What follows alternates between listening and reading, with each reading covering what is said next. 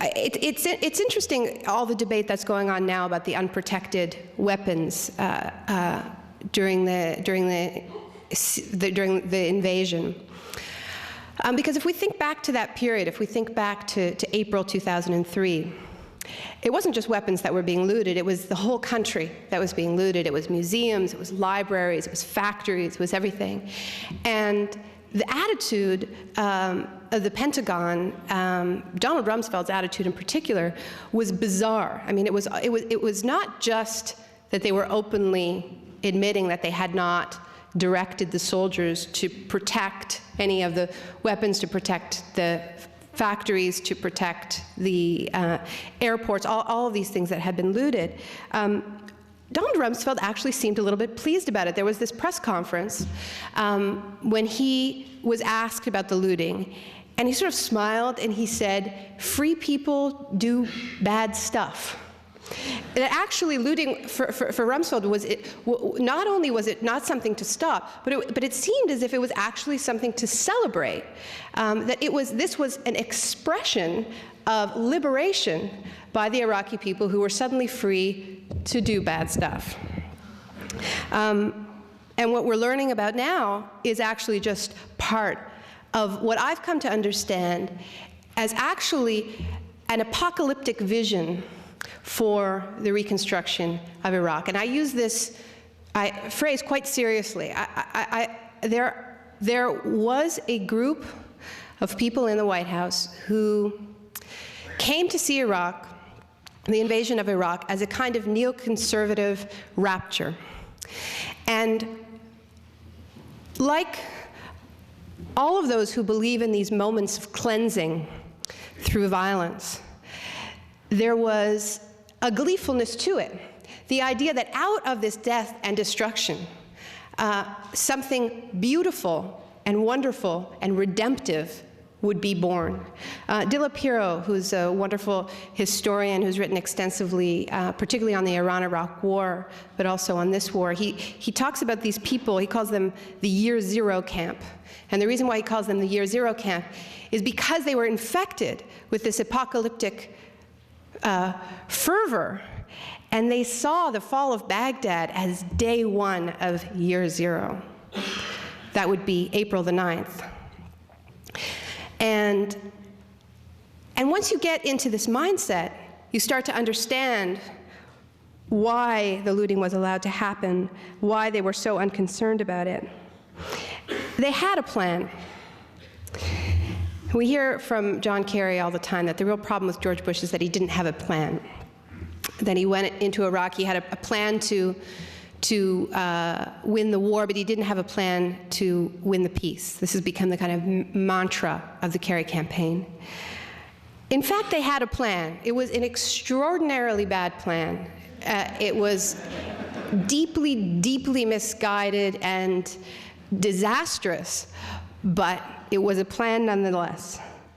And the plan was to erase the country that had formerly been known as Iraq, bomb it into a kind of a blank slate, cleansed of its previous history, and to start over, day one, Year Zero, to rebuild it from scratch. That was the plan. Now, by saying that that was the plan, I'm not saying that that was the reason for the war.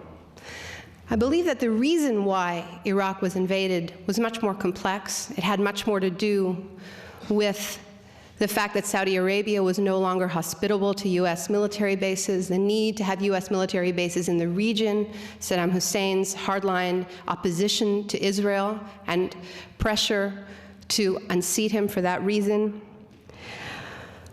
and of course oil. But once the decision had been made, and as we know, the decision had been planned at least 2 years ahead, then you had these neoconservatives who essentially were opportunists, who saw that Iraq was going to be invaded and saw an opportunity to turn it into a laboratory for their ideology being, well, I'll explain it like this. But before I get into to sort of very brief version of what it is that these guys believe in, I want to make it clear that I believe that Iraq has been invaded by foreign forces bent on terror and bent on imposing a fundamentalist state in Iraq. And now there are many forms of fundamentalists in Iraq. There are religious fundamentalists, there are political fundamentalists, but what these guys are economic fundamentalists. And what all fundamentalists share in common, and by the way, the left has fundamentalists of its own. Nobody corners the market on fundamentalism. But what all fundamentalists share in common is a love of rules, a greater love of rules than of people. Fundamentalists are people who love the order, the sense of order that they get from their sacred texts, whether they are religious texts or economic texts or political texts, because in these texts, everything is neat, everything is predictable. If the rules are imposed properly, the world will function as it should. And it gets really dangerous when people who worship texts, who worship the word, who worship their rule book, are allowed to experiment in our messy, unpredictable, corporeal world. That's when people start getting really hurt, whether it's the Taliban in Afghanistan or the neocons/neoliberals in Iraq. Now, their belief system is based on a very simple slogan that we heard in the movie Wall Street, which is that greed is good.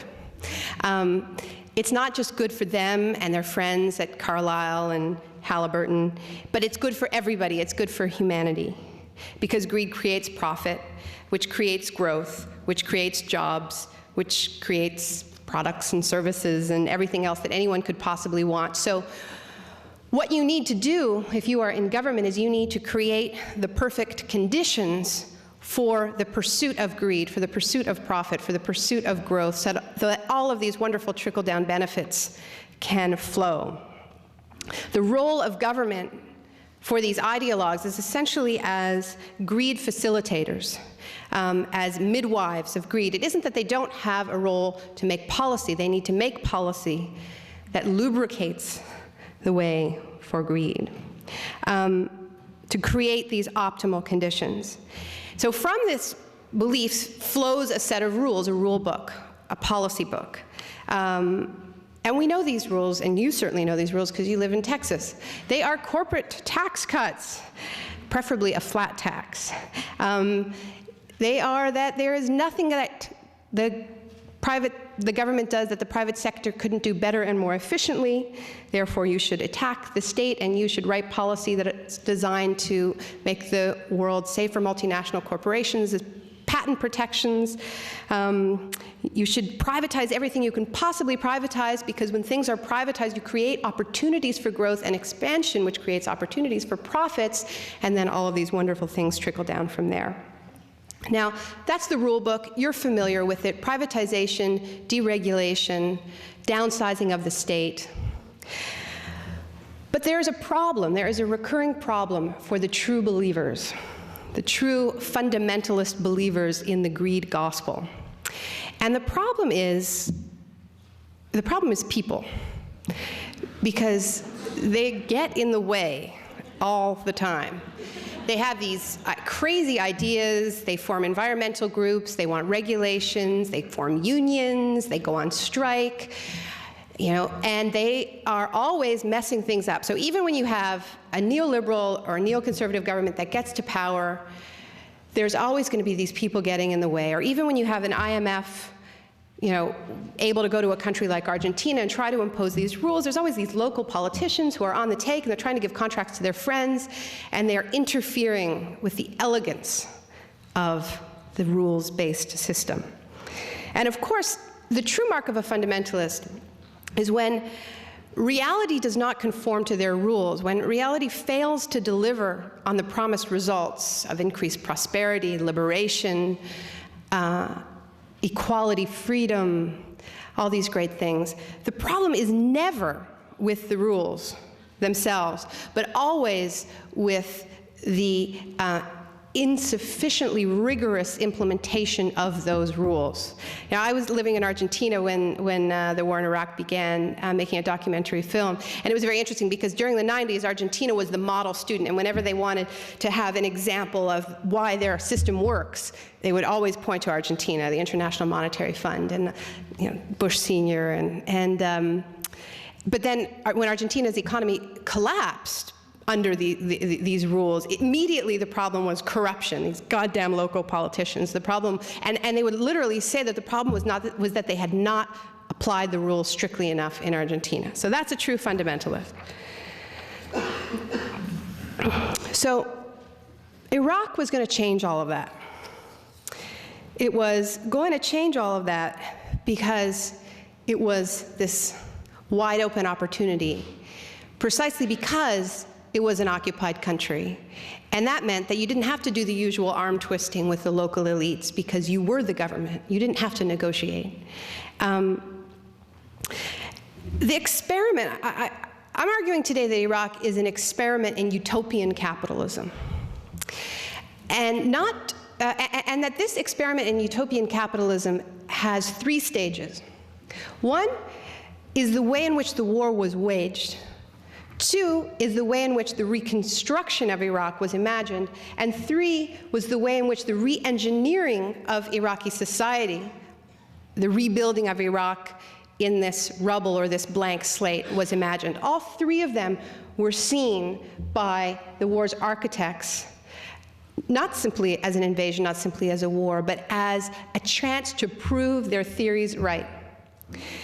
So Donald Rumsfeld has come to see the US military in much the same way that Bill Gates sees Microsoft. And I did some research about Microsoft for my book, No Logo. And I learned that 1/3 of Microsoft's staff is classified as temps. And this flows from this theory that all Microsoft should be concentrating on is its core competency being programming. And anybody who does anything else remotely related to Microsoft, it should all be contracted out.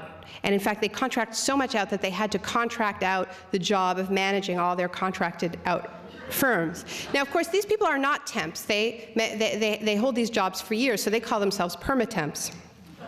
And you have this, and they've sued Microsoft, arguing that they are in fact employees. This was the model that was used for Rumsfeld's army, that you had this core competency being fighting, combat, and even that sometimes gets contracted out to Blackwater and DynCorp. But you have this small stripped-down army,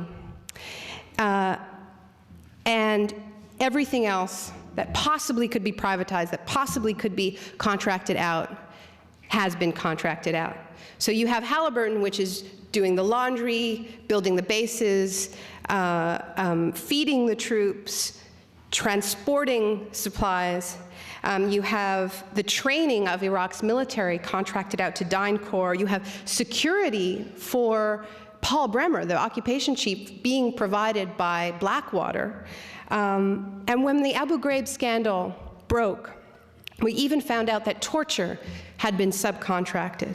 Some of the most brutal acts committed against Iraqi prisoners were ordered by private contractors in Abu Ghraib.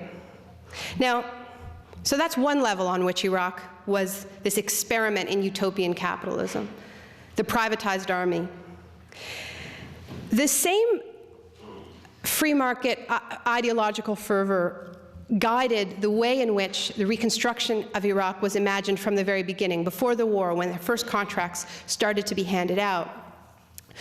We started to see rules being broken, that usually UNICEF would be brought in to rebuild the schools. But instead of UNICEF, it was given to Bechtel. And the idea was, business is so efficient. These are the same guys I remember.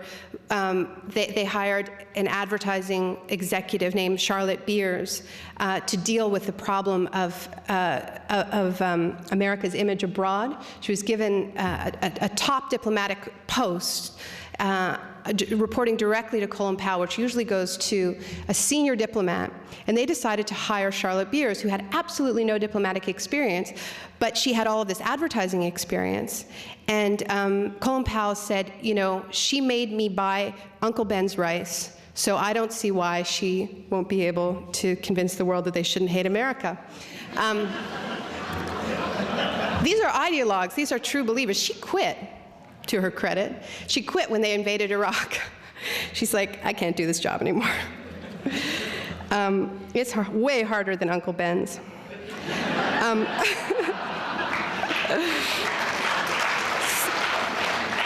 So they privatized the Reconstruction.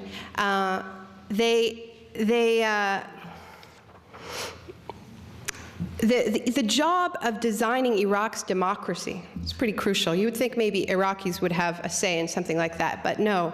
The job of redesigning Iraq's democracy, setting up a system of local councils, that contract was given before Iraq was even invaded, while the war was being planned. It was given to a private research company in North Carolina called the Research Triangle Institute. And I went there actually because I thought it would be interesting to be in the research park where Iraq's democracy was being designed. And I interviewed the vice president, the guy who was in charge of the Iraq project. And he kept comparing Iraq to New England. He kept saying, it's going to be New England town hall meetings and things like this. And he admitted, actually, that there was only one person in the entire company who'd ever been to Iraq. And that person hadn't been there for 30 years.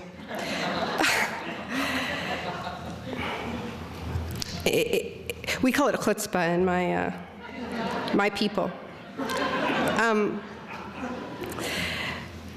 Interestingly, actually, KPMG, an offshoot of KPMG, Bearing Point, was given the job of coming up with the plan for how to privatize Iraq's economy, as at Microsoft, where they contract out the job of managing the contracting out. In Iraq, they contracted out the job, they privatized the job of privatizing Iraq. And this was given to this KPMG offshoot, Bearing Point. It's interesting, people tell me that they didn't have a plan. John Kerry says this all the time, they didn't have a plan, but I've read the plan. It's available online as a PDF file. It's the Bearing Point contract, and the word privatize is mentioned 51 times, actually. So this was the plan. The plan was to restructure Iraq, to turn it into this showroom for laissez-faire economics, just as the military would be a showroom, just as the Reconstruction would privatize, contract it out to all these companies, would teach Iraqis the wonders of the free market. There was a statistic that came out a couple of weeks ago by a group called Iraq Revenue Watch, which is funded by George Soros. They have been researching who's been getting what of the Reconstruction contracts. And we always hear about it as if it's American money. We hear about the $18.6 billion that was allocated by Congress for the reconstruction of Iraq. But what we know now is that less than $1 billion of that has actually been spent in Iraq. But $8 billion of Iraq's own oil money is being spent going to Halliburton, going to Bechtel, going to American companies. 2% of Iraq's own oil money has gone to Iraqis. So this is what the Reconstruction, and the reason for that, when I've interviewed people in the Green Zone who are in charge of what's called the Program Management Office, I spoke to the chief spokesperson for that program, named Bruce Cole, who explained that American companies were just more efficient, and I'm going to come back to that idea a little bit later on. When it came to the restructuring of Iraq in general, the plan was to impose what economists call shock therapy. And I'm sure many of you have heard this term before, probably in the context maybe of Chile, which is when it first began to be used by the so-called Chicago Boys, headed by Milton Friedman. It was also used after the collapse of the Soviet Union to describe the rapid-fire implementation of so-called free market reforms. That's shock therapy. And we hear this term, and it's easy to forget what an ugly term it truly is, because it actually is borrowed from the language of physical torture. And the reason why they use this term, shock therapy, borrowed from the language of physical torture, is because it's based on the same premise as physical torture. Torturers believe, when they are interrogating a prisoner, that the best way to get information is to shock their prisoner through a variety of different ways. They're using electric shocks to shock various parts of the body simultaneously. The belief being that if you are experiencing pain from several different places at once, you become disoriented, your brain breaks down, and you can no longer even figure out where the pain is coming from. And therefore, you are unable to resist, and you're much, much more open to suggestion. And I actually saw this theory outlined in a declassified CIA document from 1963, a guide, a manual on counterintelligence interrogation. And it says that repeated trauma opens up, and this is a quote, it says it opens up an interval, which may be extremely brief, of suspended animation, a kind of psychological shock or paralysis. At this moment, the source is far more open to suggestion, far likelier to comply. Now, that is the exact same theory, although they don't like to admit this comparison, that is used by the economic shock therapists, both in Iraq and in the former Soviet Union and in Latin America. The idea is that these so-called adjustments are painful. When you attack the state, as I said, when you downsize the state and you open up the borders to foreign corporations that put national corporations out of business, when you have drastic cuts to health care, to education, when you privatize state firms, massive numbers of people lose their jobs. It's painful. Massive numbers of people lose their farms, are relocated to the cities. And the idea is that because these policies are painful, but of course they believe that this is short-term pain for the long-term gain that will flow when all of these policies are implemented and all the benefits of greed begin to trickle down. The idea is that if you do it all at once, if you do it very quickly, if you do it in the aftermath of a major social disruption like a military coup in Chile or Argentina, or the collapse of a regime like in the Soviet Union, if you do it right on the heels of something that completely shocks and dislocates the population, then the idea is that the body politic will respond in much the same way as the physical body does, which is that it becomes confused, it becomes stunned, because there's only so much change, dislocation, and pain that we can really absorb at one time.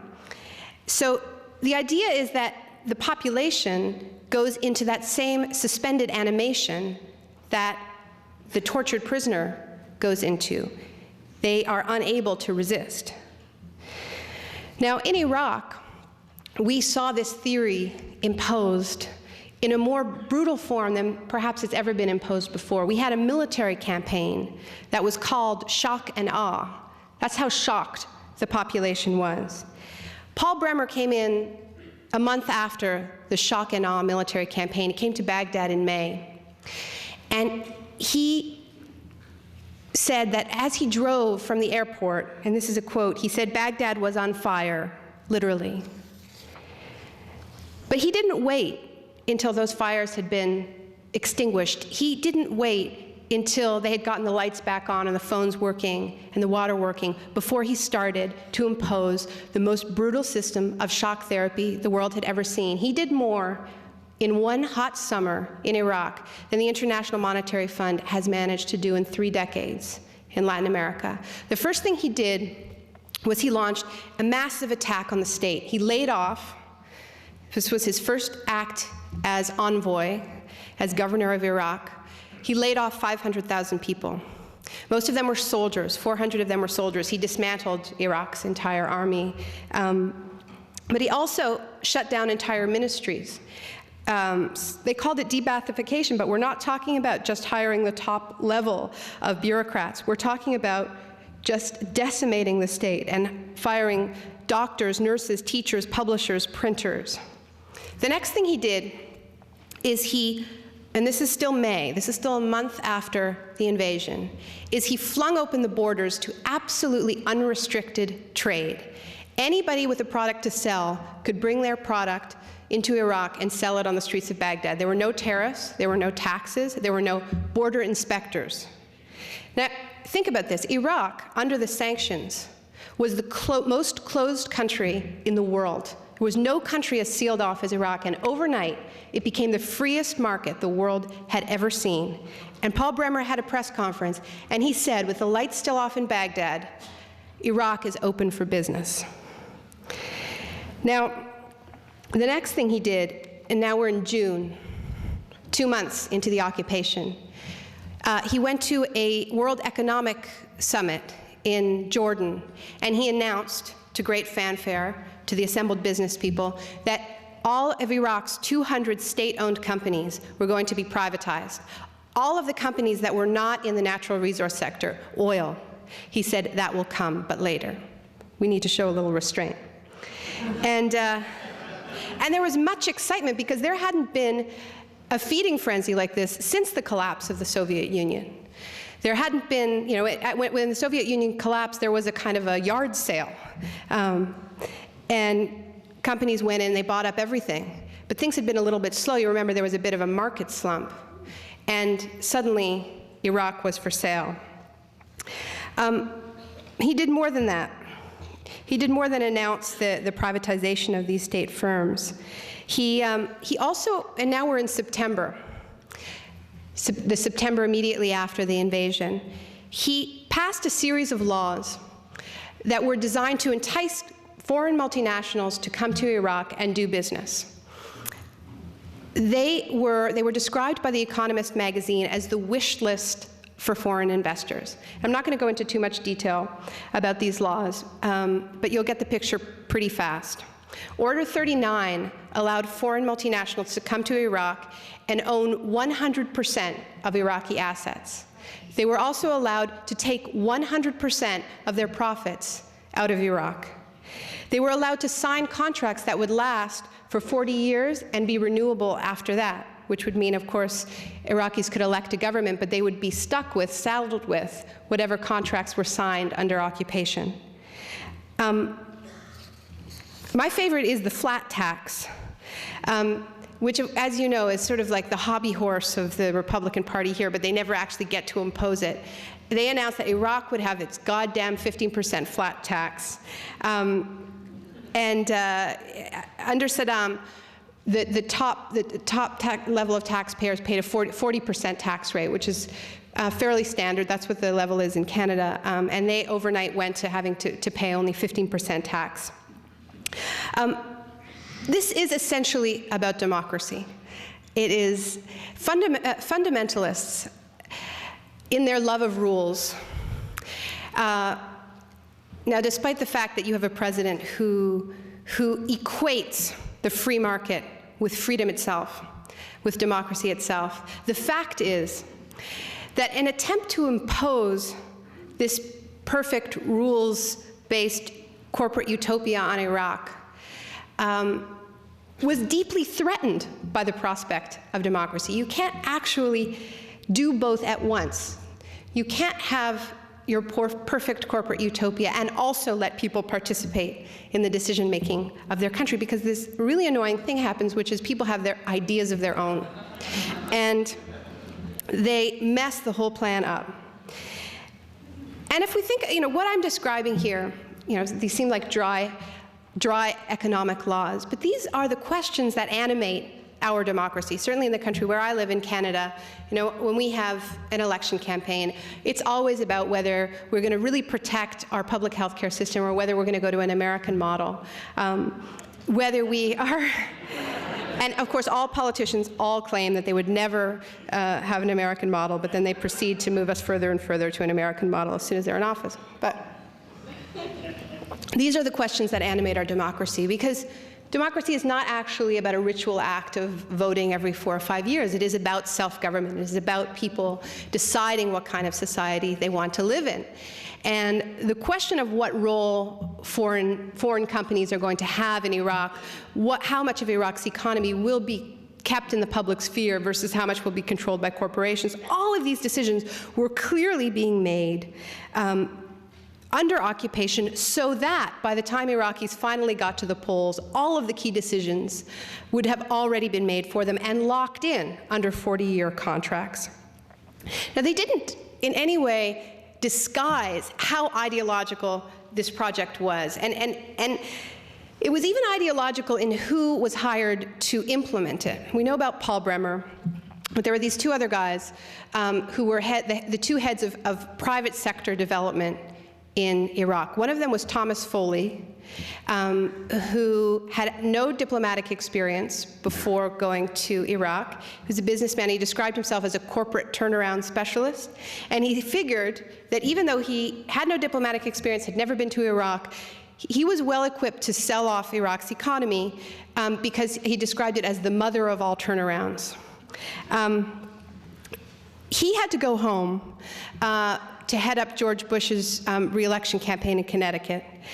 But he was replaced by Michael Fleischer, who is Ari Fleischer's brother, who is also, wouldn't you know it, a corporate turnaround specialist.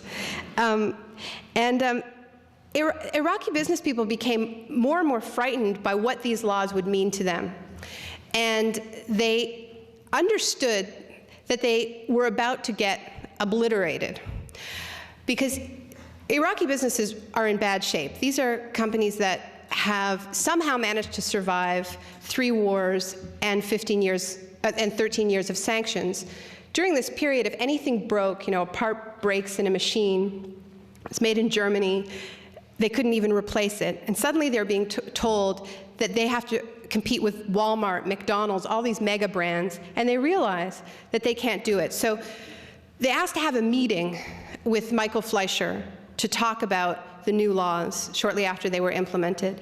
And they told Michael Fleischer that they were worried and they didn't understand why they had to have these 100% foreign ownership laws when all neighboring Arab states have laws like that foreign companies can only own 49% of assets, but they have to partner with local companies that own 51% to make sure that their whole economy isn't foreign owned, things that just make sense.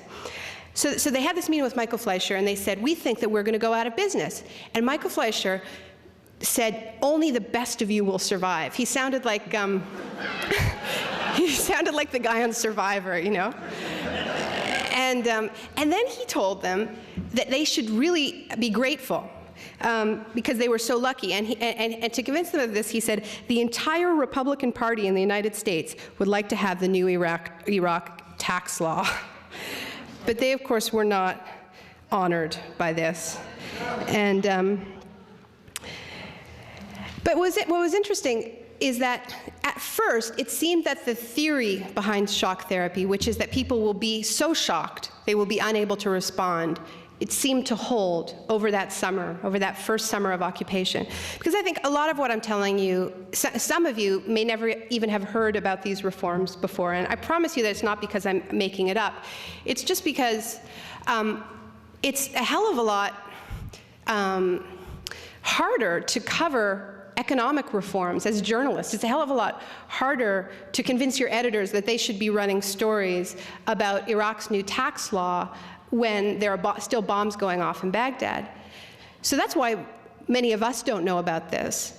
But the other reason, of course, is that Iraqis were far too busy staying alive during that first summer to worry about whether their sewage system was going to be privatized by Bechtel, because half the population still didn't have clean drinking water. So obviously, they weren't having big debates about whether or not they wanted to privatize the sewage system. Neither were they having rousing New England-style town hall meetings about whether they wanted a flat tax.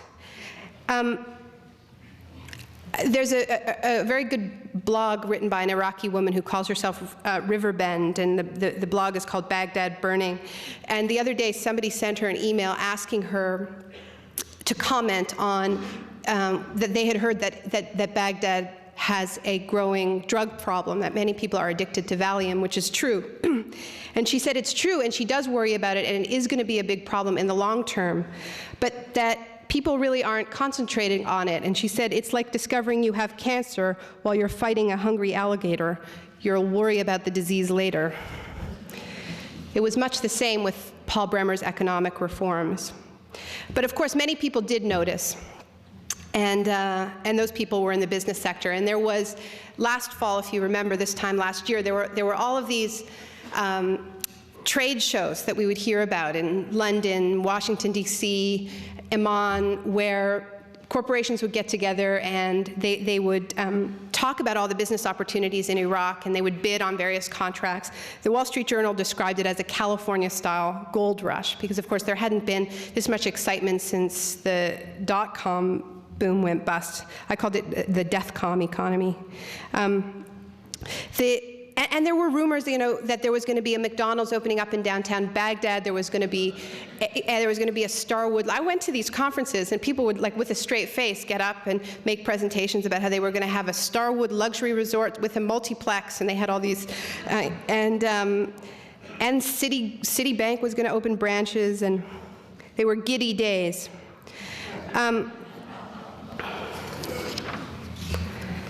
Now, obviously, that hasn't happened, and I want to talk a little bit about why it hasn't happened.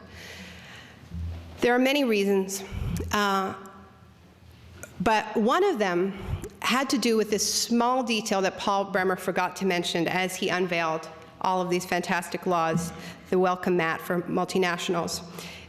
He forgot to mention that it was all completely illegal under international law. Now, as Rahul mentioned, international law, not a big priority for these guys. But the problem is that the US and the UK derived their legal authority as the occupiers of Iraq from the United Nations, from a United Nations Security Council resolution, which was passed in May 2003. And it was a very controversial resolution, because there are many people who didn't want them to recognize the US and the UK as the legitimate occupiers, because they thought the war was illegal in the first place, so why should they be recognized as occupiers? Well, they recognized them as occupiers, the Security Council did, but they had a clause in that resolution that said that they had to, and this is a quote again, comply fully with their obligations under international law, including in particular the Geneva Conventions of 1949 and the Hague Regulations of 1907. Now, what these documents say, these are the conventions that govern the behavior of occupying powers, and they're violated all the time, most notably by Israel. But what they say as it relates to privatization and as it relates to changing the laws in the country is that an occupying power cannot change the laws, the existing laws in a country, unless they are absolutely, what it says is they must abide by the existing laws in the country they're occupying, unless absolutely prevented from doing so. So you could change a law if you could make a plausible argument that you needed to for security reasons, but not because the Republican Party has always wanted a flat tax. That's not, doesn't fall into that category. Essentially what the laws say, and they were written because of this unfortunate historical tendency of colonial powers to loot the countries that they're occupying, what they say is that an occupying power is not the owner of the assets of the country it is occupying, it is their guardian, and in fact has a responsibility to safeguard the integrity of those assets until sovereignty is reestablished.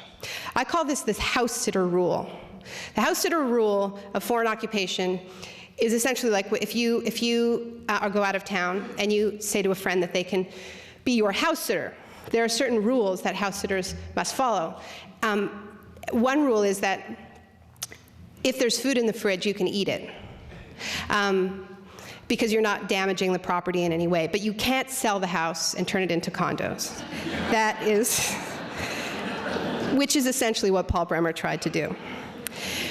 Bottom line, Iraq was not America's to sell. Now, the White House neocons may not have been particularly concerned about that, but there were a lot of people who were, most notably the international lawyers and the insurance companies representing the multinational corporations who would have gone into Iraq and bought up these assets. They were worried about the dirty word of foreign investment, which is expropriation.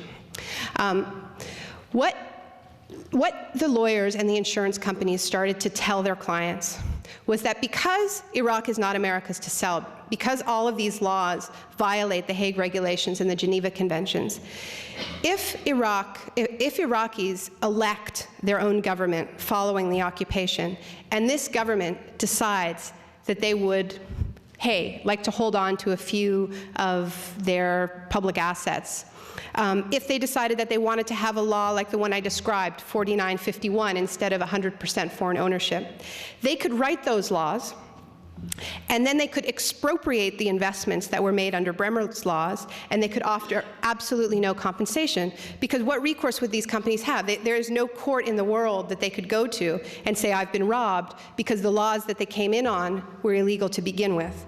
So what happened, and this started to happen as of November of last year, is that you couldn't buy insurance, political risk insurance is what it's called, at any price. None of the big insurance companies would sell insurance to a foreign company wanting to invest in Iraq. So you had companies in Iraq who were part of the reconstruction who were on contracts given to them by USAID, given to them by the Pentagon. But in terms of that elusive McDonald in downtown Baghdad, no foreign direct investment came to Iraq. So Paul Bremer had a problem, and it was a big one. And what happened next? The way they solved this problem goes a long way towards explaining why Iraq has descended into such devastating violence today. International law prohibits occupiers from selling the assets of the country they are occupying, and it prohibits them from rewriting the laws of a country they are occupying. But it doesn't say anything about the puppet governments that they appoint.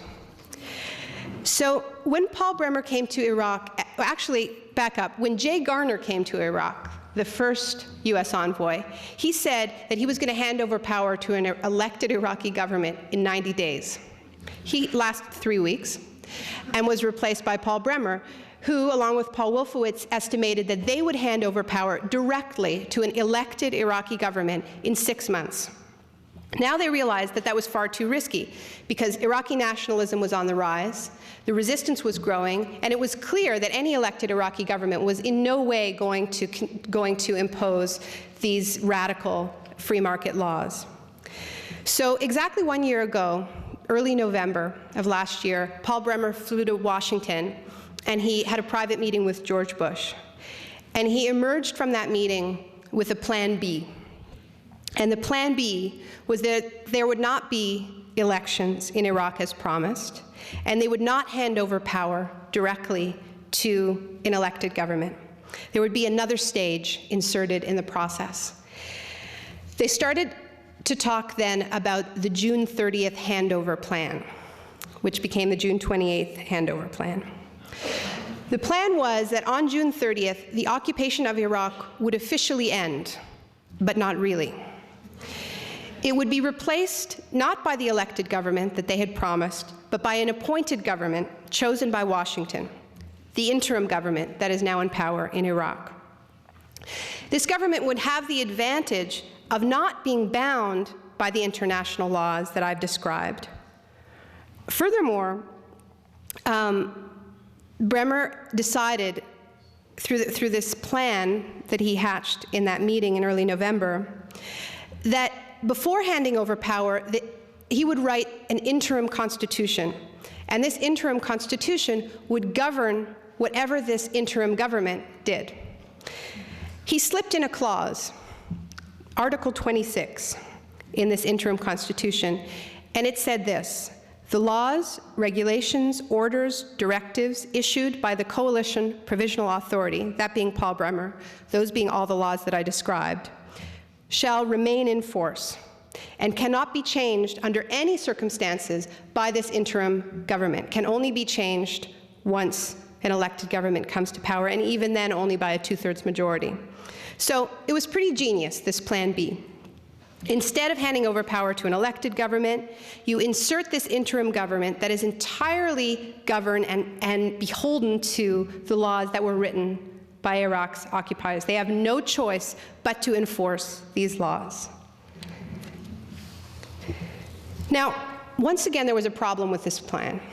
The problem with this plan was that it was such a transparent attempt to maintain control, to extend the occupation long into so-called sovereignty, that it was overwhelmingly rejected by Iraqis. For the plan to work, Bremer needed to convince the world, and also, more importantly, convince Iraqis that elections were just impossible to hold, because he couldn't say, we're doing this so that we can hold on to power and we can make sure that the next Iraqi government hands over the water system to Bechtel or whatever. They had to say that the reason why they weren't having elections as planned was because it was just impossible. Now, they gave two reasons for why it was impossible. This was back in, at this point, December. It was impossible because the security situation was so bad that you just couldn't have elections, they said. The other reason was that they hadn't done a census, and so they didn't have voter rolls. These arguments were rejected by many Iraqis, most notably by Grand Ayatollah Ali al-Sistani, the most senior Shia cleric in Iraq, who started calling for massive street demonstrations against the plan to hand over power to an appointed interim government and against the interim constitution. Last January, and this is often forgotten, there were 100,000 people in the streets of Baghdad, huge demonstration in the middle of a brutal occupation, and their chant was, "No, no, selection, yes, yes, election." There were 30,000 people chanting the same thing in Basra. They didn't buy the arguments. They pointed out that there are many insecure countries and regions like Kashmir, like Colombia, that managed to have elections. And they also said that even though there's no census, during the Oil for Food program, every Iraqi family got a food basket, and that the rolls from the Oil for Food program, the lists from the Oil for Food program, could be turned into voter rolls for the elections, but the Americans said no.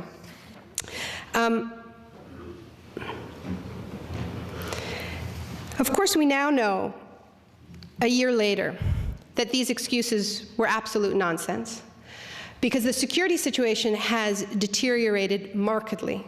Last month, according to the Defense Department, there were 87 attacks a day in Iraq.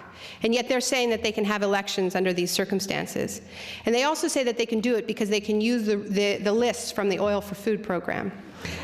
That's what they're doing. When elections were blocked, were denied last year, it was this period where the violence in Iraq really began to increase. Not only did the violence begin to increase, but the targets of the resistance also began to widen. They started to attack not just the US soldiers, not just the Iraqi police who were working with them, but also increasingly foreign business people and contractors. And the US State Department issued a warning.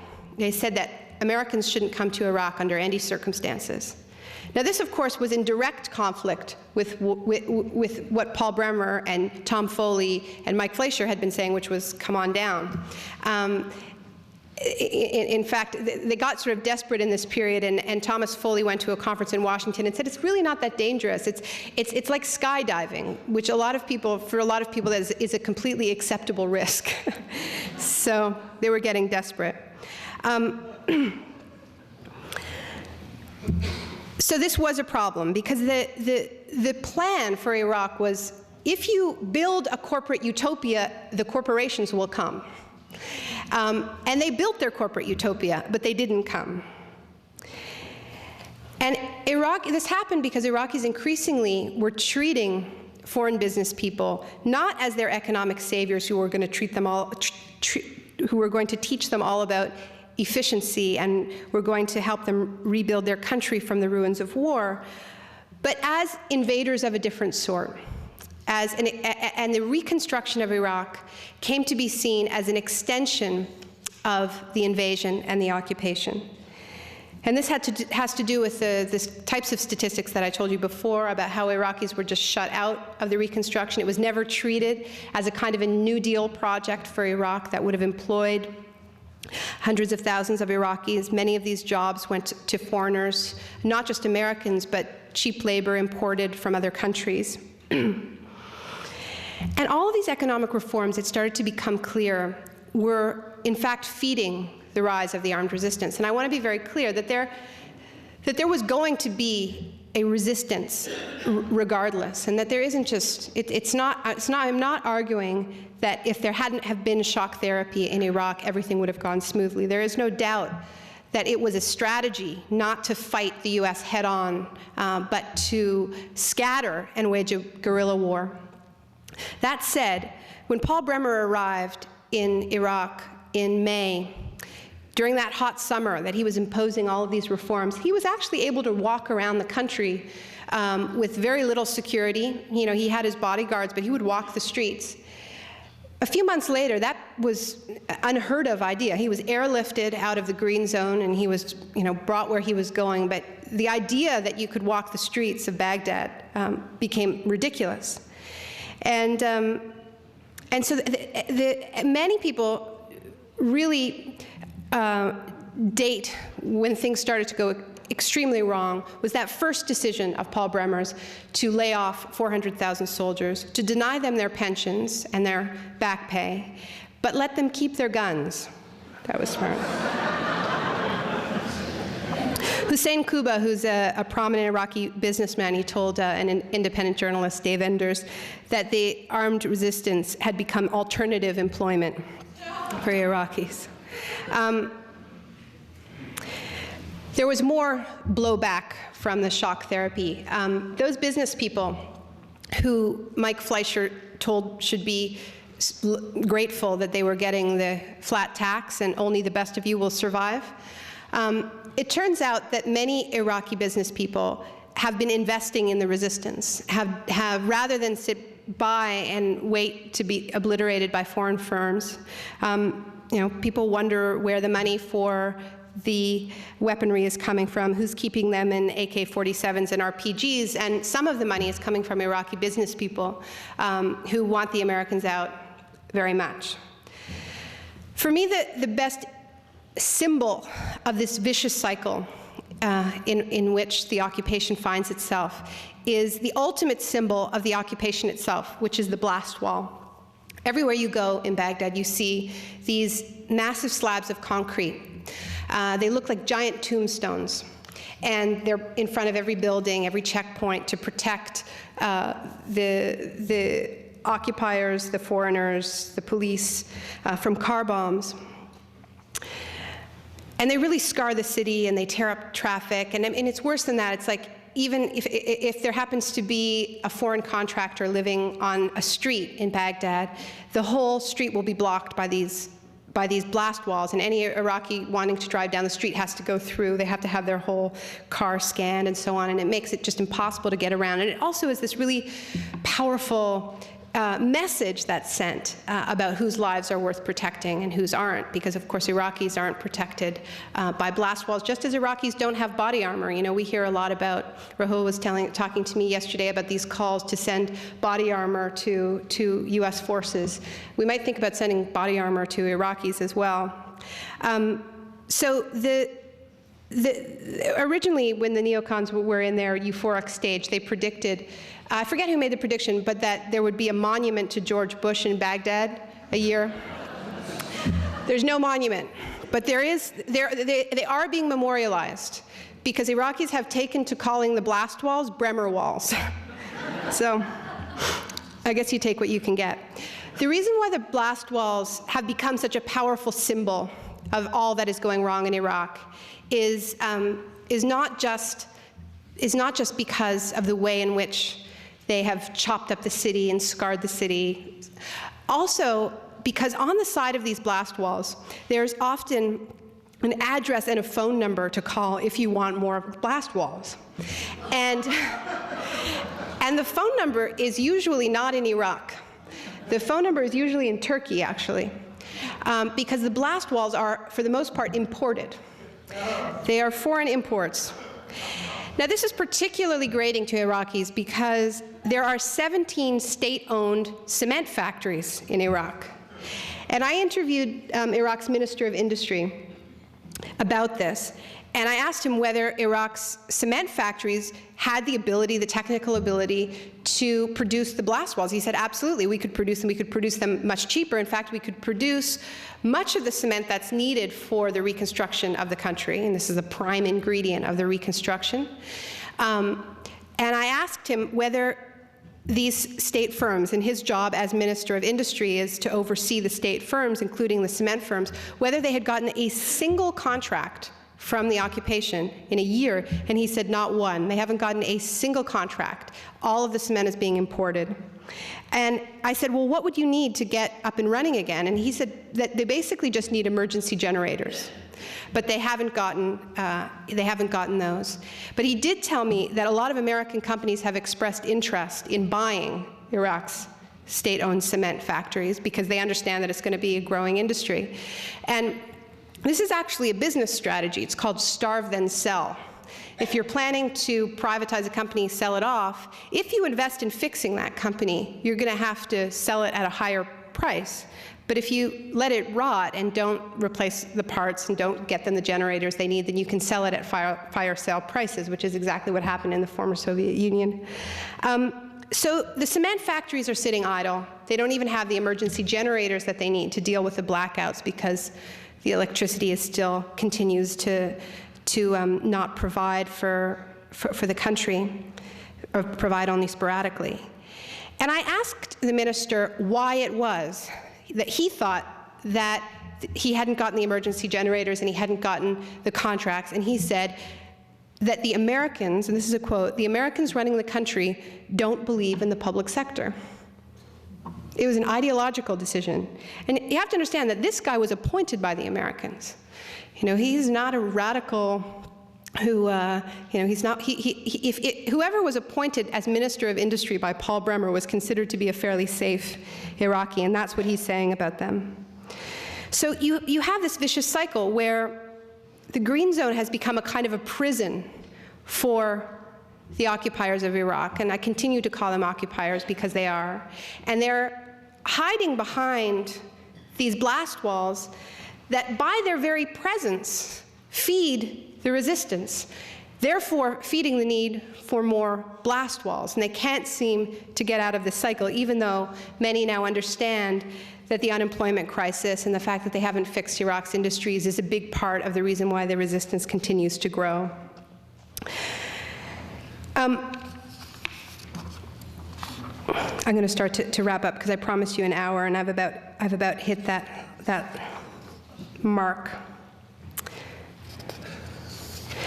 So what has happened is that this project, even though very little progress is being made in terms of righting the errors, because they're so trapped, they are so much prisoners of their own policies, that now that they realize that they've made errors, they can't even really go out into the city to fix them. And I realized this, I had a meeting with a high-up CPA official who was, he's the senior advisor for agricultural restructuring. He's an Australian.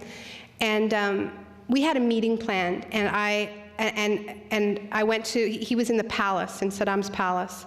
And I went to the Green Zone, to the checkpoint. I went through like 4 or 5 checkpoints.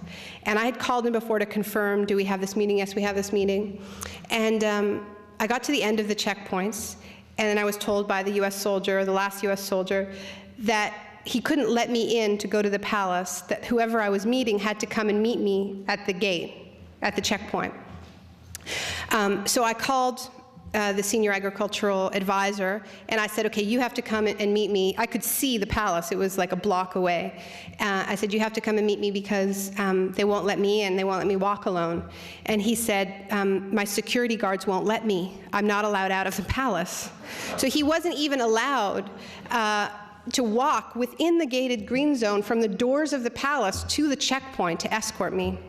And so the meeting was off. And you hear this a lot, like people use the language of almost like they're being children controlled by their private security guards. A friend of mine was organizing a press conference. She's an activist in Iraq, and she was trying to get different journalists to come to a press conference. She called it for 5. And she went to the Palestine Hotel and the Sheraton Hotel where the journalists stay. And she told the CNN reporter, will you come to our press conference at 5? And they said, we're not allowed out after 4. So it's actually hard to restructure and privatize a country that you can't even interact with because you have been made a prisoner of your own policies. In trying to design the best place in the world to do business, the neocons have actually managed something really incredible, which is they have created the worst place in the world to do business. The Financial Times has declared Iraq the most dangerous place in the world to do business. So this, this struck me a lot when I was in Iraq, that there's something to learn from this experiment in utopian capitalism, which is that when these guys actually get what they want, they create not the capitalist dream that they imagined, but a dystopic nightmare for Iraqis, first and foremost, but also for themselves. Also for themselves. You can't go to a business meeting in Iraq without fearing the gruesome results that we've seen in videos like Nick Berg's videos. We've seen the most gruesome imagery of modern capitalism. In the past 6 months, we've almost become immune to it. But that is what they created, the worst place in the world in which to do business. But they're not giving up. And in fact, when they get cornered, I think that they get more brutal and more desperate, which is what the planned attacks on Fallujah and other so-called rebel cities are really about, a new kind of desperation. And they're also finding new ways to lock in their reforms. 2 weeks ago, the International Monetary Fund approved a $436 million loan, which came with a 170-page structural adjustment program with conditions that looked remarkably like Paul Bremer's laws. Shell Oil has announced that they have been asked by the interim government to come up with a plan for Iraq's gas industry. So it continues. And I think that obviously the question for us is whether there's any role that we can play, any constructive role that we can play from here. And the truth is, I think that our possibilities are limited, that it isn't our place to come up with an alternative plan for what Iraq should look like. Because of course that kind of thinking has been what has gotten us into all of this trouble in the first place. But what is clear is that there are two forms of fundamentalism that are now warring in Iraq that are not in opposition to each other, as the Bush administration would have us believe.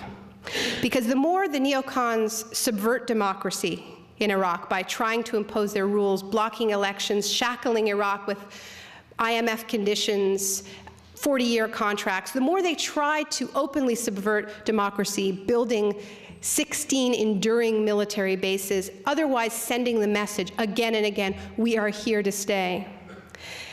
The more of a ready ear the other forms of fundamentalists in Iraq receive, because people lose faith in the possibility of freedom and democracy and take comfort in other forms of fundamentalism, religious fundamentalism, political fundamentalism.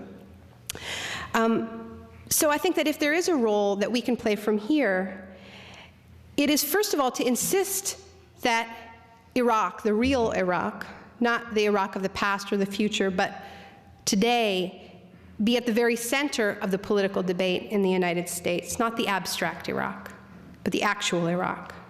And of course, that begins by educating ourselves, but it also must include finding ways to listen to Iraqis about how we might help, how we might support the actual demands for genuine freedom and sovereignty from here. And I think what that means in practice is not thinking of ourselves as an anti-war movement, but thinking of ourselves as a pro-democracy movement. And to do that, we need to think about not what our vision for Iraq should look like, but what are the preconditions for genuine democracy? What I've been describing is all the ways in which the neocons have tried to limit democracy, shackle democracy before it's even born. So we need to go through our own process where we think about what actual democracy would look like. What are the preconditions for self-determination in Iraq? And I think that there are several concrete steps that we can take, several concrete demands that we can make that would not bring democracy to Iraq, but create the preconditions necessary for that to become a possibility again, because that possibility has been battered in the past 18 months rather severely. So I think that means more than demanding a withdrawal of US troops, although it absolutely means demanding a withdrawal of US troops as well. It means also demanding that the laws that were written by Iraq's occupiers not be imposed on a free Iraq, not be passed on to Iraq's next government. It also means demanding that the contracts that were signed by Iraq's occupiers should not be binding on Iraqis. It also means that the money for Iraq's reconstruction should not be going to these corporations who promise so much efficiency and have delivered such a disaster that the latest estimates are that only 27 cents of every dollar that is spent actually goes to reconstruction, and the rest of it goes to private security guards, insurance companies, and corruption. Iraqis should be given that money to administer how they decide. I think most crucially, it means that Iraqis should be paid massive reparations for the wars that have been waged by us on them, and also for the sanctions, which cost the lives of at least 500,000 Iraqis and decimated their economy and their infrastructure. It also means that another clear demand that we can make, and I don't think that we should let it be tainted by James Baker, is that Iraqis must not be forced to inherit the debts of their dictator.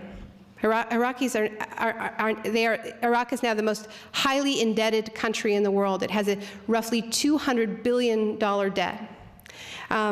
These are Saddam's debts, and the Iraqi people should not have to pay those debts. Neither should they have to pay the debts of their occupiers.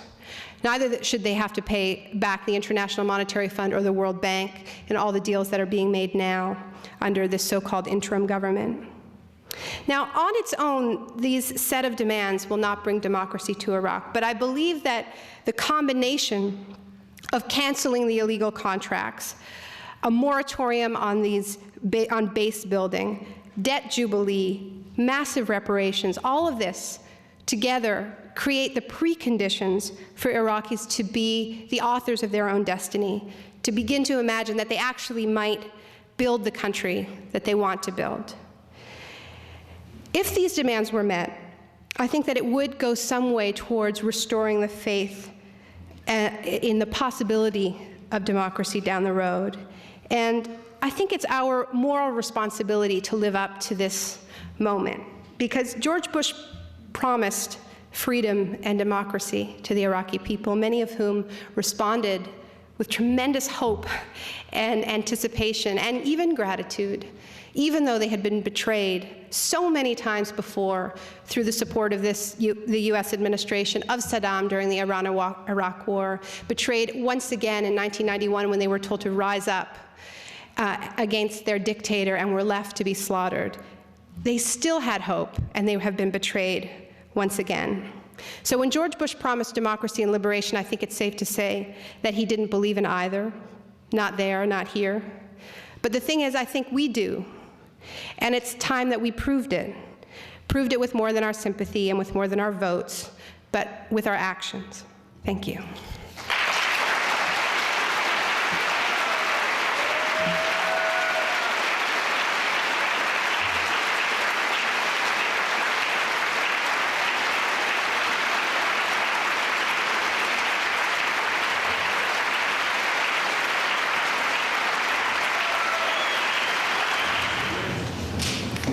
Yes, I'd like to say, as a lawyer, first of all, I'm glad that the lawyers at least stopped the insurance companies and so on and pointed out international law.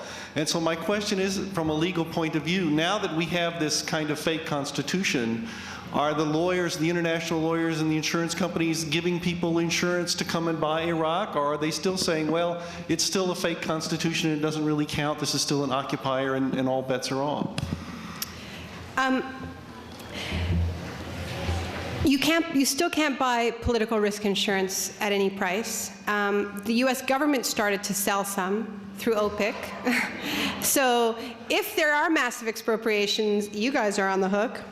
But the truth is that the security situation has deteriorated so drastically that direct foreign investment has not happened for that reason. But it's also still, honestly, an illegal gray area because it is not entirely clear. It's definitely less illegal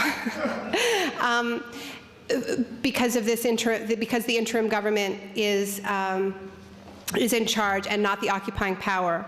However, Sistani did something really great, which is that in the original draft of the UN Security Council resolution that recognized the interim government, when was that? It was, well, I guess it must have been in June, before the handover. The Security Council passed a resolution that Rahul's written about quite extensively.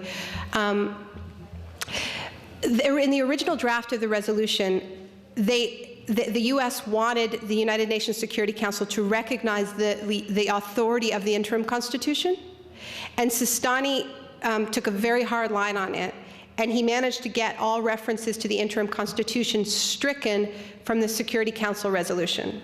So the interim constitution is in place in Iraq. It is governing the interim government that is appointed by the US and run by a CIA spook, so why wouldn't he? But whether or not this really would hold up in international court is still a question because it was never ratified by the Security Council. So there could be an interesting legal debate about whether or not this really is binding. But I think that the biggest reason why we're not seeing that investment and why the lawyers are still, and the insurance companies are still extremely wary is because it's become markedly more dangerous. We're going to alternate mics, so good. Hi, can you talk about the documentary you made in Argentina? The documentary is called The Take. The website is thetake.org. It doesn't have distribution through the U.S. It played in New York at Film Forum, and it's going to play in Seattle. And basically, if people are interested, talk to your local theater. The DVDs aren't for sale yet, but the film is about the occupied factory movement in Argentina.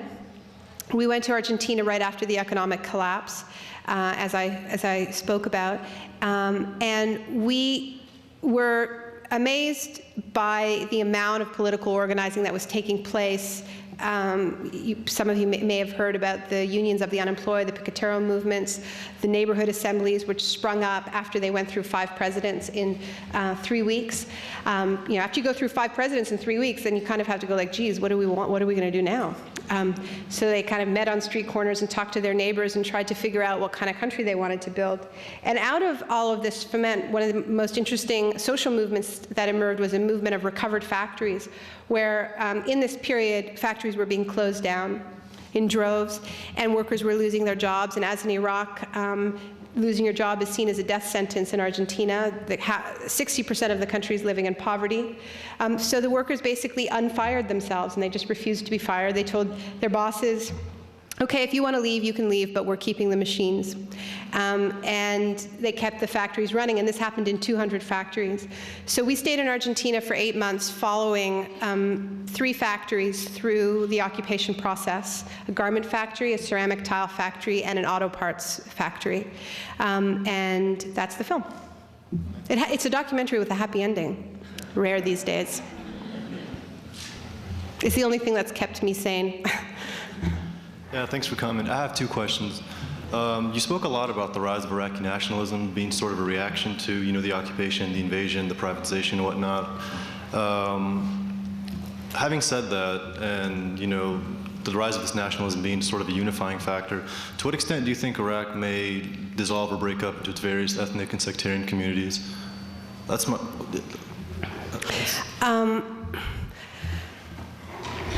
I think that it is unlikely. I think that the threat of civil war,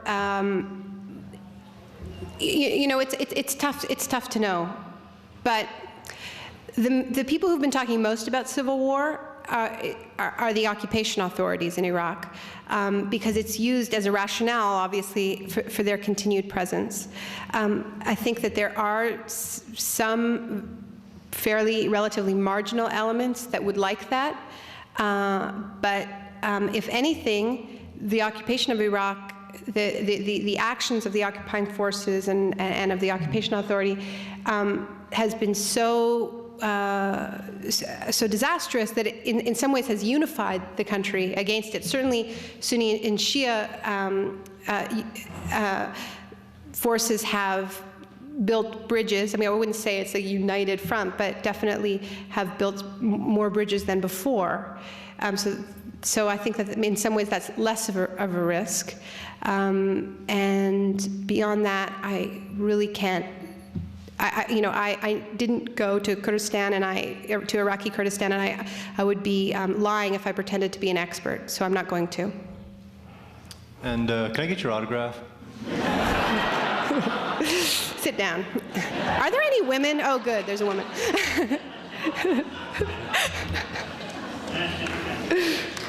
Yes, I was wondering if you could comment on the state of organized labor in Iraq. And I've heard that one of the laws that Bremer kept from Saddam's era is outlawing organized labor. I was just wondering if you could comment. Yes, that was the only law that Paul Bremer decided to keep. Thank you for pointing that out.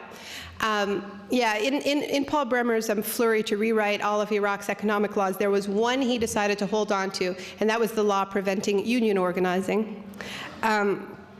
There was some points of agreement there. The state of organized labor. I don't think it's. I think that there are there's some independent trade union organizing going on. Particularly, the Southern Oil Workers Union in Basra has been very strong. A lot of it has been ad hoc. Less organized by official unions and more just within the factories themselves, workers organizing more spontaneously. But that type of organizing did block the privatization of the state firms, not in ways that tends to make liberals feel super comfortable, but through tactics like saying, if you privatize our factory, we'll blow it up, through attempted assassinations on managers. There are also cases of direct threats to join the resistance unless salary demands are met, things like that. There's certainly a militant labor movement in Iraq, but this sort of official trade union movement has actually been very slow to even make connections with the people in the factories who are fighting privatization. I was really amazed about this, but that's what I found. I could be wrong. What do you think, Rahul? Yeah, but I think that there are a few examples. Like I said, the Southern Oil Workers Union, and there are some good projects of people making connections more in the UK than in the US, unfortunately, but that is happening. Thank you. I've learned a lot. Americans argue and fear that what we have created is a situation where terrorism will be more easily able to root and direct its wrath on us. And I wonder if the things that you mentioned that we can do would address that fear, or if you have any ideas about how to counter that, if you think that's true. Okay.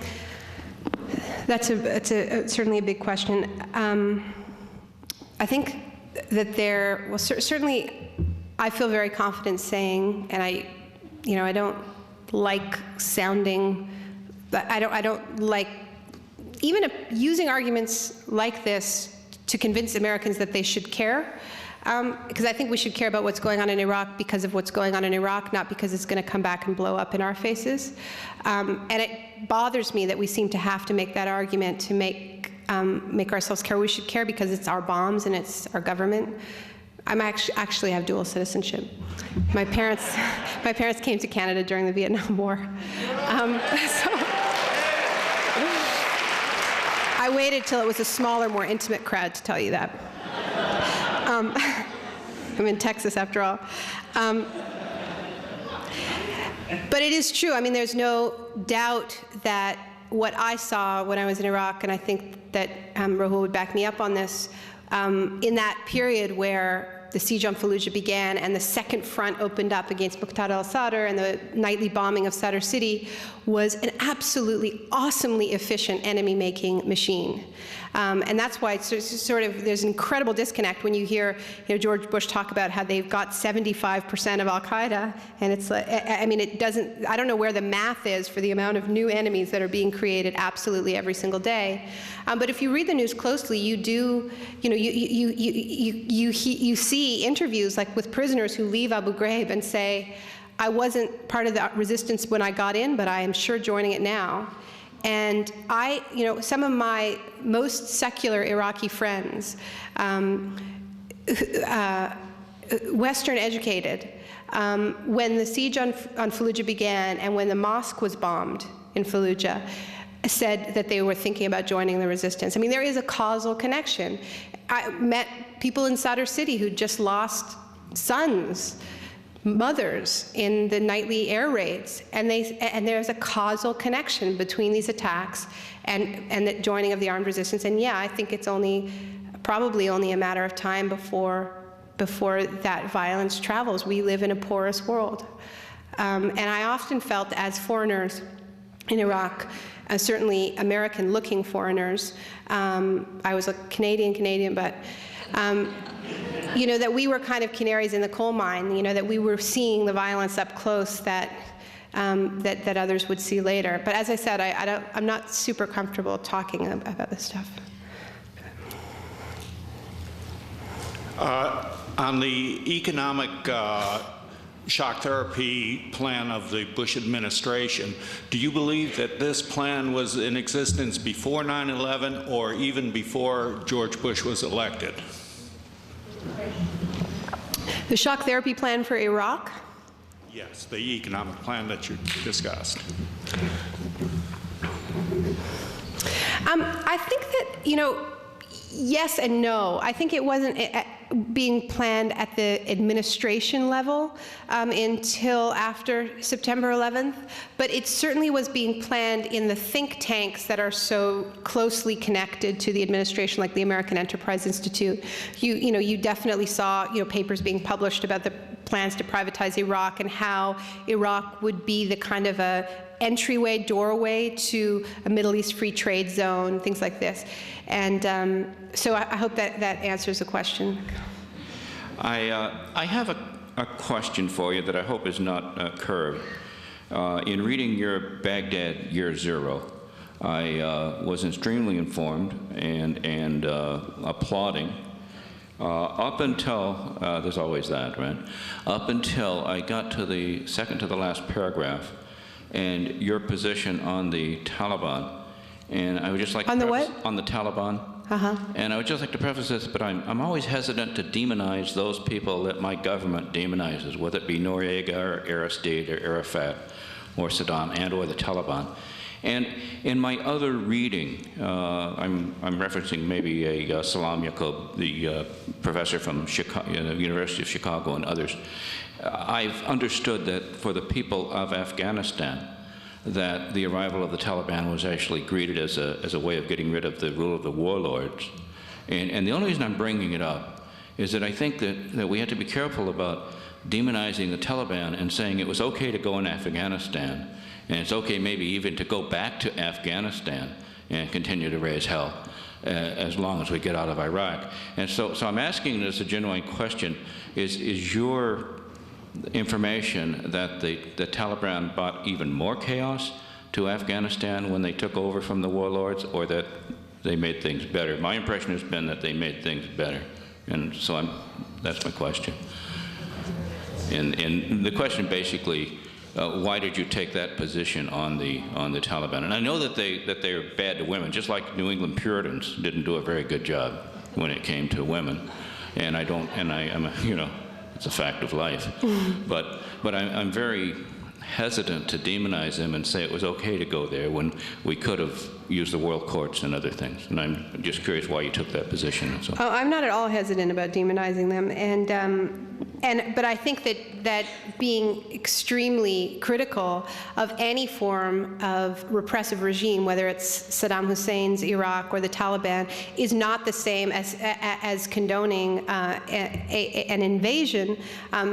And I did not condone that. I mean, I don't know, I assume that many of you didn't read that article, so I want to make it very clear that I in no way condoned the invasion of Afghanistan, didn't then, don't now. But what I did say was that Iraq was to the neocons what Afghanistan was to the Taliban, which is the one place on earth where they could force everyone to abide by the most rigid, unyielding interpretation of their rules. And as in Afghanistan, where that created its own dystopia of opium and sex slavery, the Taliban was not interested in questioning their own core beliefs, and neither are the neocons in Iraq. They just think that the rules have to be enforced more strictly. So that's all that I said about the Taliban, and I think it's extraordinarily important as we think about how to build movements of genuine solidarity around the world, that we can't just demonize our own governments and leave it at that. That genuine solidarity means being opposed to the forces that oppress their own people as well, and even if it's just women. So I think that's pretty important.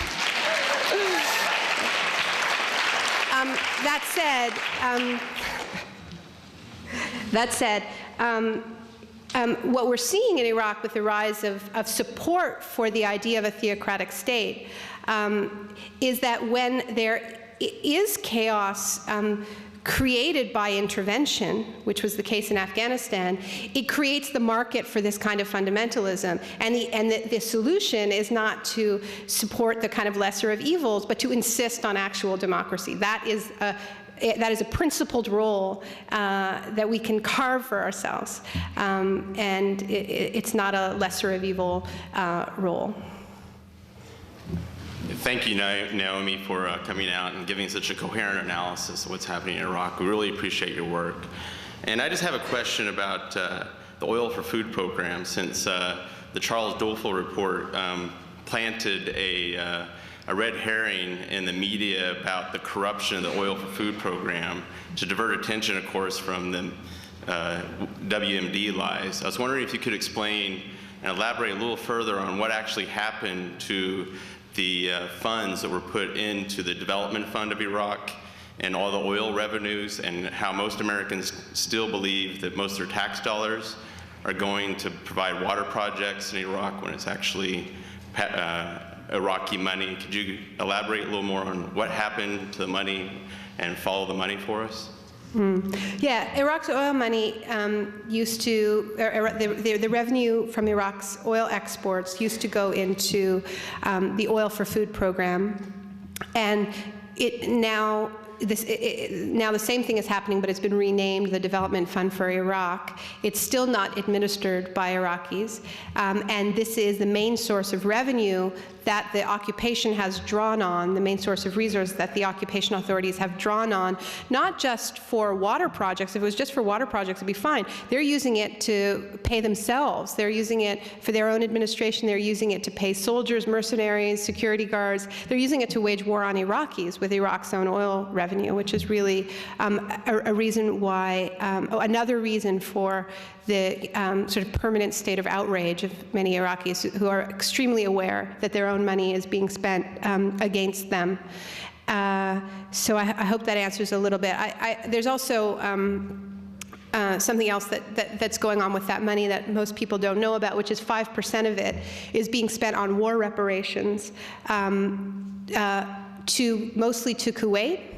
And this is one of the tremendous, outrageous injustices, I think, of the occupation, which is that not only, I mean, I've made this call for war reparations. I think Iraq clearly deserves reparations for the sanctions, for the attacks on civilian infrastructure, both through the sanctions and the air attacks.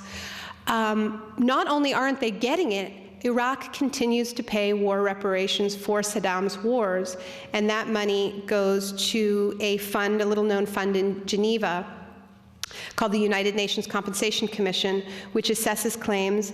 And during the occupation, during the 18 months of occupation, last 18 months, they have paid out $1.8 billion. Sorry, that's not. It's more than that. I think it's $1.8 billion in reparations, mostly to Kuwait and Saudi Arabia. Kuwait's average annual income is $19,000. Iraq's is down to $500. Oh, are you? Yeah. I heard recently from a couple of journalists who had spent time in Iraq that the occupation forces only control like a proportion of the country. I don't remember the number, maybe like only a third, I can't remember. But do you yeah. know about that? I mean, what Rahul and I does that present a shaky ground for the... Is that right, is what you're asking? Yeah. There are large portions of the country that are not currently under U.S. military control. I mean, I've heard anywhere between half a dozen and a dozen cities that are. Do you know? But it's substantial, and that is what we're afraid of, because this has happened during the election year.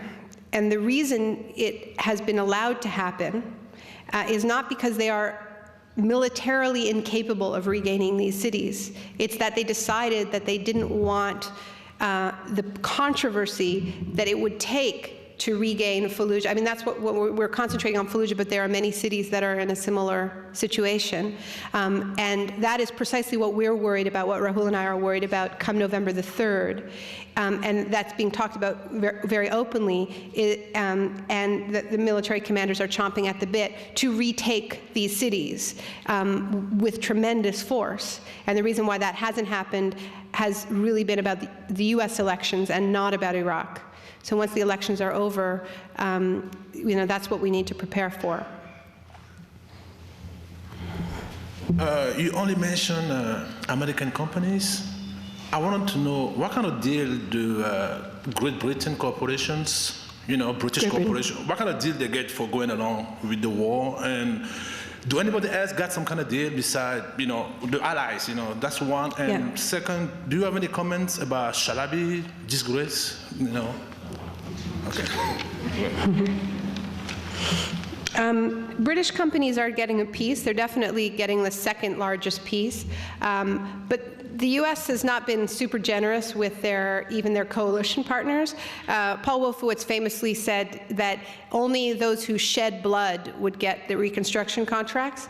But there's actually been a fair bit of tension from other coalition partners in Italy and Poland who feel that they should have gotten more contracts. They have overwhelmingly gone to U.S. companies. A handful have gone to British firms, but you know, they haven't been playing very nice. But yeah, I think that certainly was part of the deal of being part of the Reconstruction, but being part of the coalition, being part of the invasion. You asked about Chalabi. Well, I think that his fortunes really declined at the same time as the neocon project, this sort of utopian project, in it, the utopian form in which it was described, you know, in this talk, that sort of chapter is over, and now they're in a much more pragmatic, brutal phase of just kind of securing what they can get, and Chalabi was very much a part of that camp in planning the invasion, and he was really the architect of de-Baathification, which fit so nicely with the neocon attacks, desire to dismantle the state. You know, he hated the state because they were Baathists, and they just hated the state because they hate the state. So the two worked very well. But once that sort of ideological project was sort of ceded to the more pragmatic forces in the State Department, Chalabi was a sacrificial lamb. He was out. Yeah. I have a question concerning women's rights in Iraq. I'm too short. Yeah, and I've read somewhere that Bremer is trying like to outlaw abortion in Iraq in the new constitution of Iraq.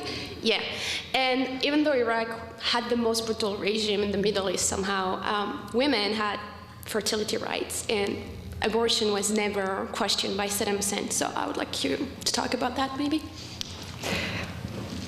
Yeah, well, I mean, this was all around the debates in the interim constitution. Bremer's out of Iraq now. He's got a big book deal, and he's home. But there was a debate about whether or not the language around whether Islamic law was going to govern families, which of course is code for are they going to be able to control women's bodies, they got that language in the interim constitution, although there is language in the interim constitution. I don't remember the exact wording, but it says that Islamic law is the inspiration for the law. I think that's the word, where the clerics on the governing council wanted stronger language. They compromised, but it's still very dangerous.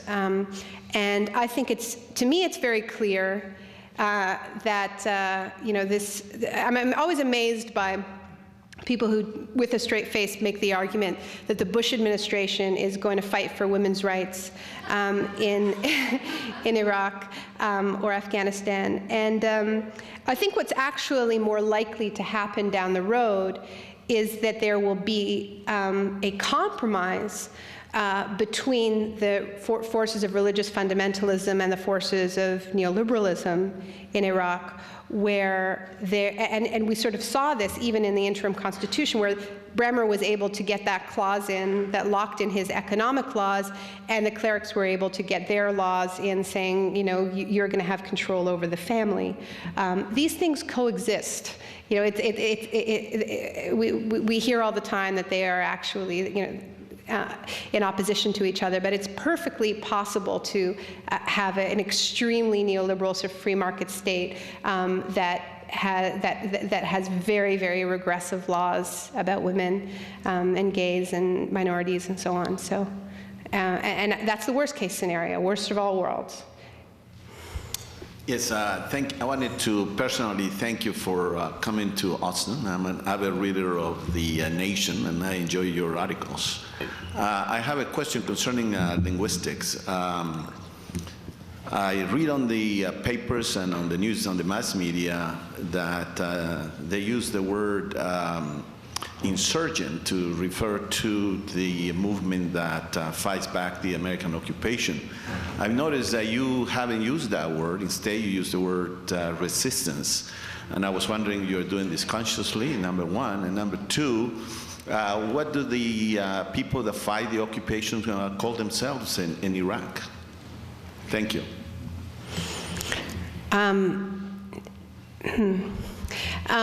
Yeah, I think it's just that I didn't get that memo about the whole insurgent versus resistance thing. Nobody sent that to me.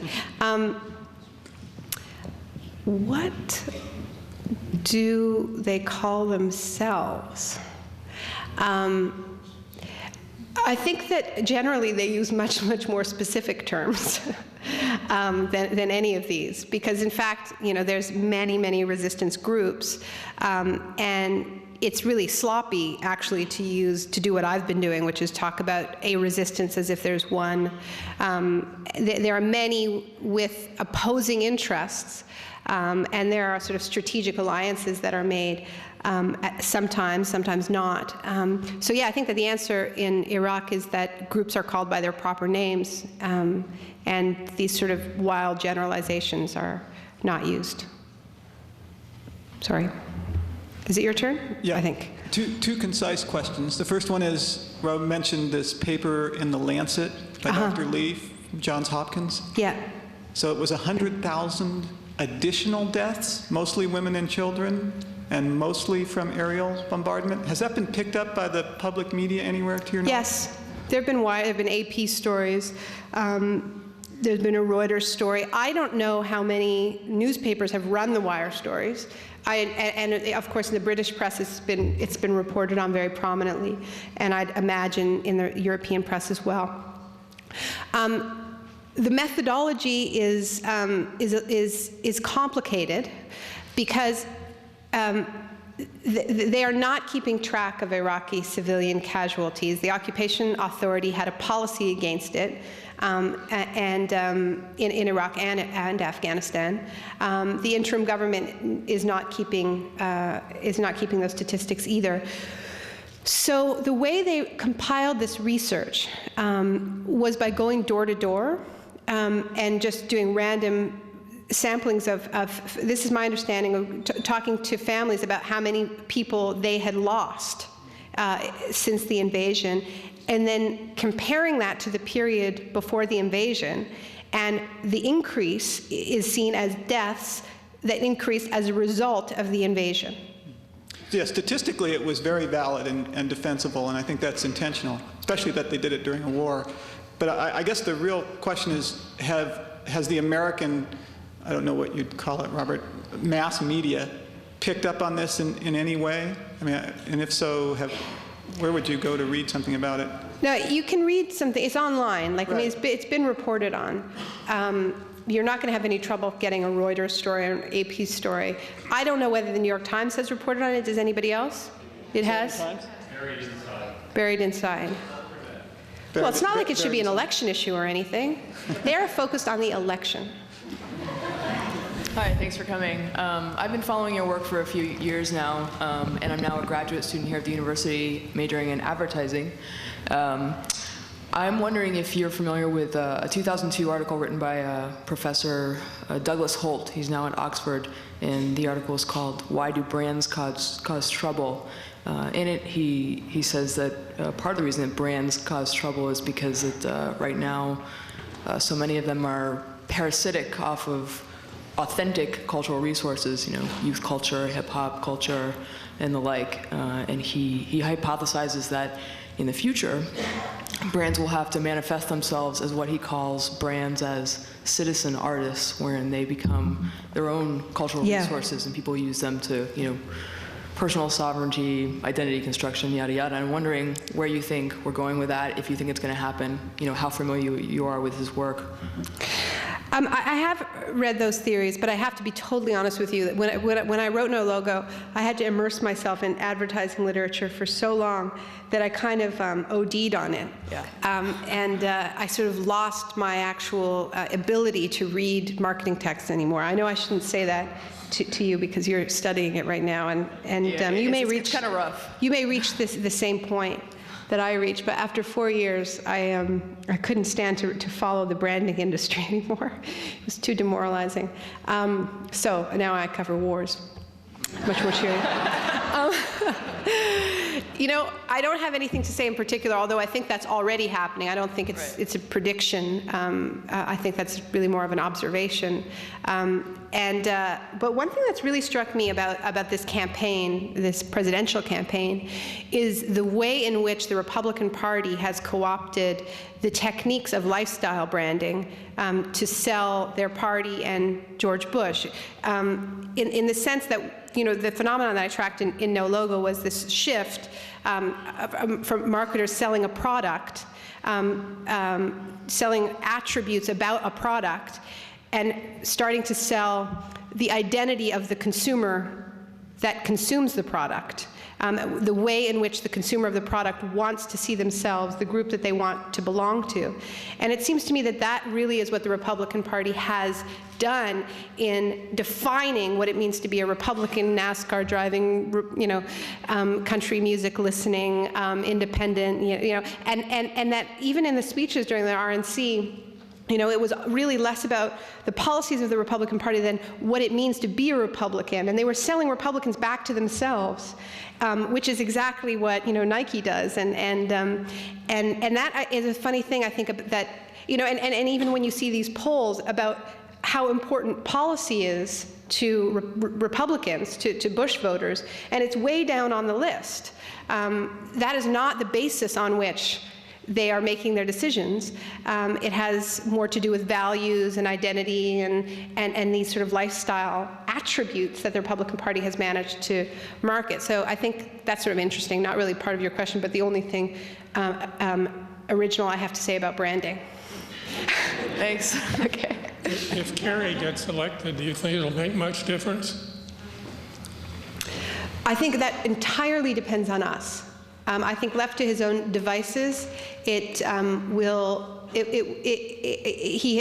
believe he will govern the way he campaigned. I take him at his word. You know, I'm always amazed when I talk to Kerry supporters who are absolutely convinced that he is governing on the right and that he's actually, he campaigned on is campaigning on the right, is going to govern on the left. I take the man at his word. I think he's going to do what he says he's going to do, which is basically exactly the same. When it comes to Iraq, which is all I'm going to restrict my comments to today, he does not, you know, I said Kerry says Bush doesn't have a plan, didn't have a post-war plan. But he did. By the same token, Kerry says he has a plan for Iraq, but he doesn't.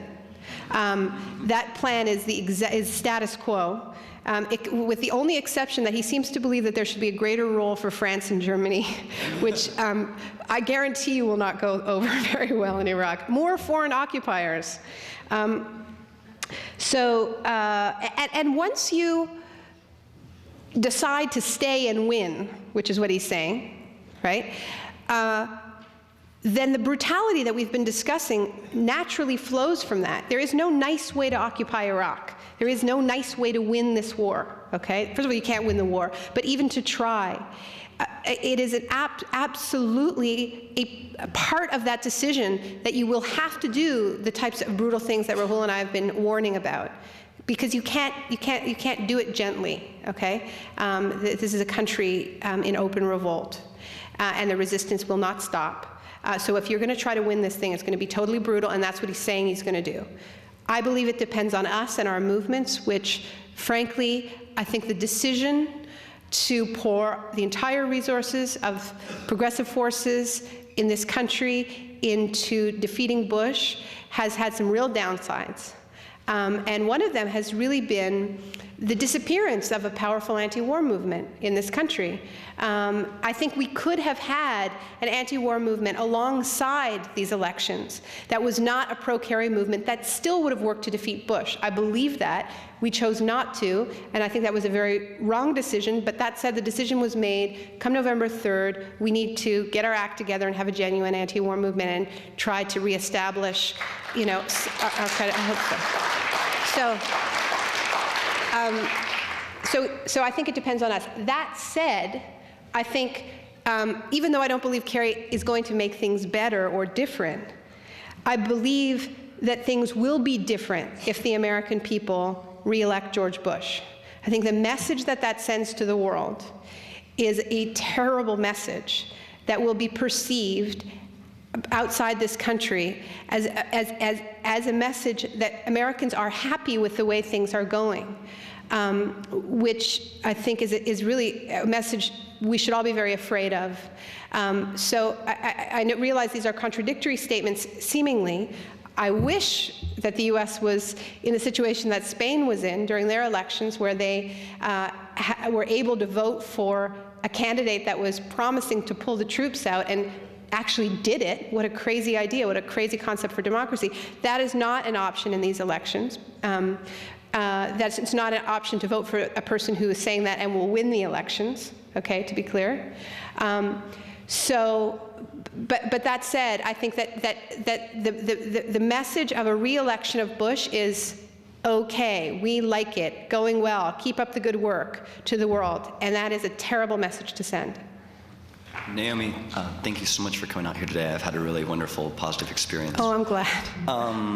During the Vietnam War, one of the closest advisors to Nixon, I believe, told him that the best course of action would be to declare victory and withdraw. At what point do you feel that that would be a viable policy option for us? And what would be the consequences of implementing that policy now? Of declaring victory and withdrawing? I don't think declaring victory is going to be able to be a big part of it. I have to say, I've been very hard on Kerry, and I do, and I think we all need to be, especially if he wins. But there's one thing that he said that I drew a tiny little bit of hope from, and that was in the first debate. And what he said in that debate was that if he were president, he would make it absolutely clear that we do not have long-term designs on Iraq. It's the only clear statement he's ever made along those lines, and it's the only statement he's made that show that he actually might understand what is actually going wrong in that country, which is that the overwhelming perception, supported by a multitude of facts, is that the U.S. has long-term designs on Iraq, whether it's the construction of permanent military bases, whether it's the 40-year contracts, whether it's this insertion of the interim constitution, which is whether it's the attempt to openly manipulate the elections and the ability who's going to run in those elections in January, the attacks on Muqtada al-Sadr, and so on. People see a country, they see the U.S. as having long-term designs on Iraq. They see them expressing that in many different ways. I think Kerry didn't mean it, sadly. I think if he meant it, he'd have said it more than once. But that is what we need to get out of Iraq, a plan to prove that the U.S. does not have long-term designs on Iraq, a plan to have genuine, to leave Iraq to the Iraqi people. And what I was describing at the end of my talk when I was losing a little bit of steam were the conditions that I believe are necessary to make that a reality: the forgiveness of the debt, the cancellation of the contracts, giving Iraqis control over the reconstruction money. And that's the type of plan of disengagement that I think could lead to a real plan for genuine withdrawal, which is what we need. Whether they call it victory or not is not my problem. I don't know. Okay. Thank you so much for coming. This was lovely.